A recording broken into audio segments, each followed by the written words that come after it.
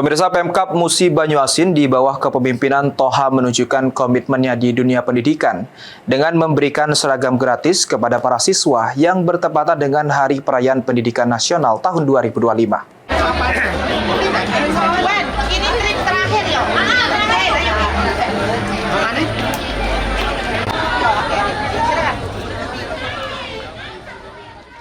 Hari Pendidikan Nasional menjadi momen istimewa bagi dunia pendidikan di Kabupaten Musi Banyuasin. Sebanyak 9.534 siswa sekolah dasar dan SMP di Kabupaten Musi Banyuasin menerima bantuan seragam dan juga tas sekolah secara gratis langsung oleh Bupati Muba. Sebagai bentuk komitmen pemerintah Kabupaten Muba untuk kemajuan dunia pendidikan, Bupati Musi Banyuasin Toha mengajak kepada seluruh elemen masyarakat untuk bersama-sama menciptakan sumber daya manusia yang unggul, berkarakter dan mampu bersaing di era global.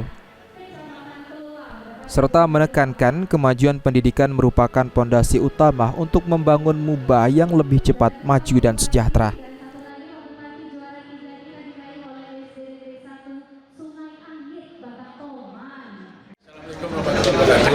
Pertama kita mengingati Hari Pendidikan tanggal 25 ini tanggal 2 Mei 2025 Kabupaten Musi Banyuasin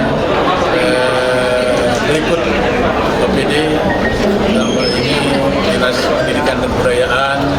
Pada kesempatan ini kita membagi seperangkat alat sekolah berjumlah 9.000 lebih untuk anak sekolah yang kurang mampu.